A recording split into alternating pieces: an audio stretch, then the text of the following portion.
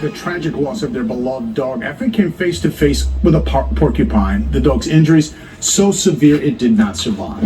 Eyewitness News reporter Darla Miles is live in Montague this afternoon, and she just spoke with the dog's family. Darla.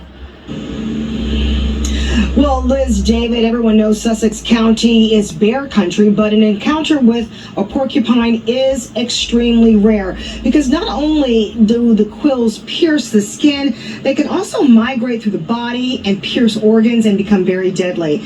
We have pictures of Chester and his encounter and injuries from that porcupine. I want to warn everybody, it's going to be hard to see Chester like that. I could hear him crying in the backyard and her yelling and screaming. As painful as it is to see dozens of porcupine quills piercing the body of Chester, a 9-year-old pit mix, just imagine how excruciating this must have been for him. It was devastating, you know. I mean, he was just trying to get them off crying. 2 weeks ago, Miranda DeJaneiro was letting Chester out one final time before going to bed when he returned from the rear yard after an apparent scuffle with a porcupine. They first took him to a local vet who removed all of the visible quills, but later had to take him to a specialist.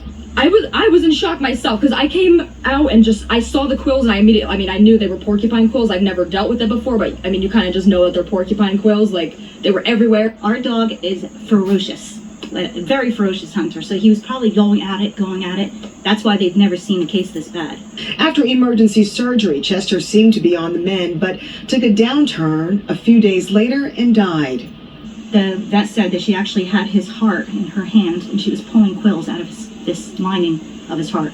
The New Jersey Department of Environmental Protection says the agency does not track the porcupine population in the state, but directed us to this warning on wildlifehelp.org. saying dogs never seem to learn to avoid them, so keep them confined or on a leash when a porcupine is in the neighborhood. I just had no clue how deadly that they could be, and I didn't even know that we had them in this area, so I would hate for anyone to have to go through this with their babies because it is awful and traumatizing. It was so awful.